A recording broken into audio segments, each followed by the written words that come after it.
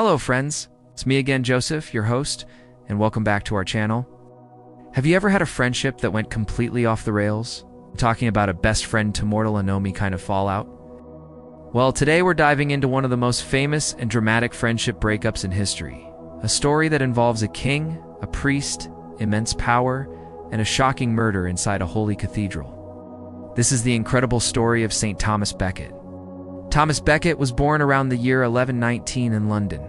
His parents weren't nobles, but they were well-off Norman merchants. So Thomas received a top-notch education in London and Paris. He was smart, ambitious, and a brilliant speaker.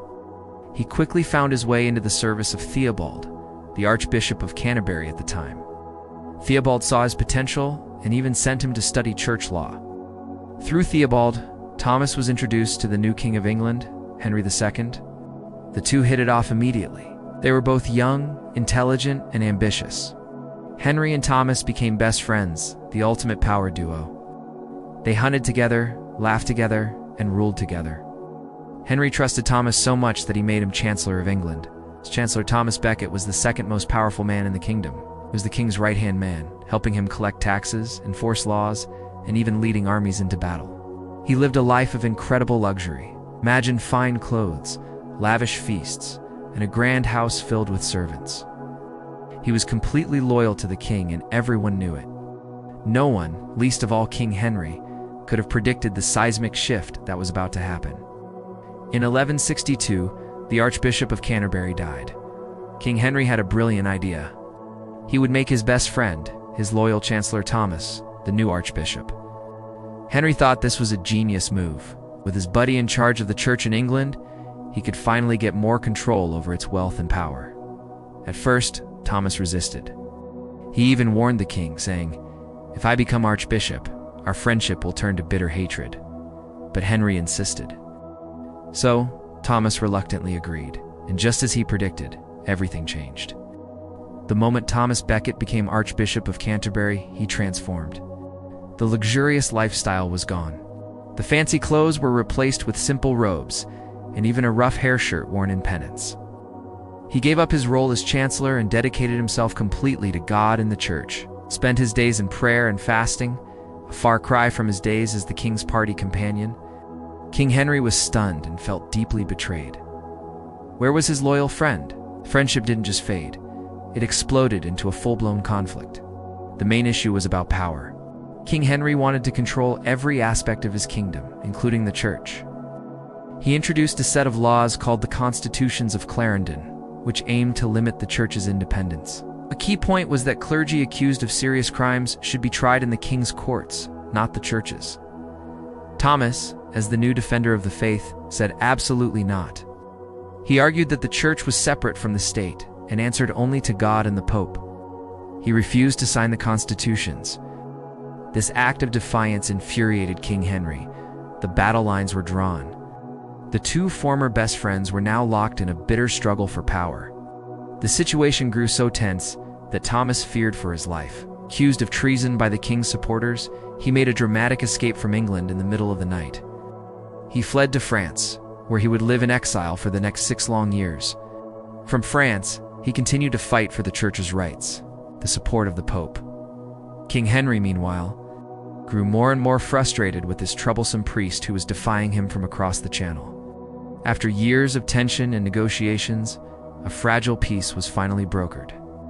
Thomas and Henry met in France and agreed that Thomas could return to England. In 1170, after 6 years away, Archbishop Thomas Becket set foot on English soil once again. People cheered his return, but the peace was paper-thin. The trust was gone. Both men were still stubborn and proud, and their fundamental disagreement had never been resolved. Almost immediately, the conflict reignited. Before leaving France, Thomas had excommunicated the bishops who had sided with the king against him. When he returned, he refused to lift their punishments. This was a direct challenge to the king's authority, and Henry was enraged. It's said that in a fit of fury, the king shouted out in his court, "Will no one rid me of this troublesome priest?" Whether Henry meant it as a direct order or just a cry of frustration, we'll never know for sure. But 4 of his knights took it as a command. They mounted their horses and rode straight for Canterbury. On the evening of December 29th, 1170, the four knights burst into Canterbury Cathedral. They found Thomas preparing for evening prayers. They demanded he submit to the king's will. Thomas refused. He told them, "For the name of Jesus and the protection of the church, I am ready to embrace death." He wouldn't run, and he wouldn't hide. The knights drew their swords. There in the holy sanctuary, by the altar, they struck him down. Thomas Becket, Archbishop of Canterbury, was martyred. The news of the murder sent shockwaves across Europe. Killing an archbishop in his own cathedral was an unthinkable crime. Almost overnight, Thomas Becket was hailed as a martyr and a saint. People were horrified by the king's actions and inspired by Thomas's courage. Soon, incredible stories began to circulate. Miracles were happening at his tomb. The sick were healed. The blind could see. People from all over England and Europe began making the long journey, or pilgrimage, to Canterbury to pray at his shrine. The devotion was so immense that just 3 years after his death, in 1173, the Pope officially canonized him as a saint. His feast day is December 29th, the anniversary of his martyrdom. King Henry was publicly shamed, was forced to do public penance, walking barefoot to Canterbury Cathedral and allowing the monks to flog him as punishment. He also had to give up his quest to control the church. Thomas Becket had won in death what he could not fully secure in life: the freedom of the church from the crown. For centuries, St. Thomas Becket's shrine was one of the most popular pilgrimage sites in the world. It's the destination for the characters in Chaucer's famous book, The Canterbury Tales. His story became a powerful symbol of standing up for your conscience against worldly power. He is the patron saint of clergy, but also a model for anyone who has to make a difficult choice between what is easy and what is right.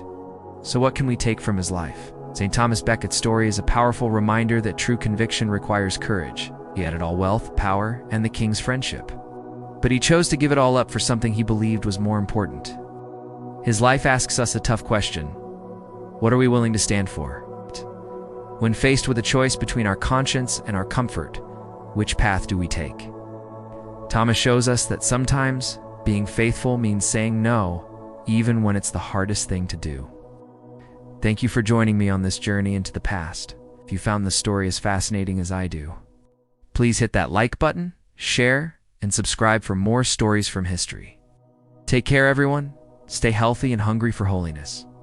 See you next time, and God bless you always.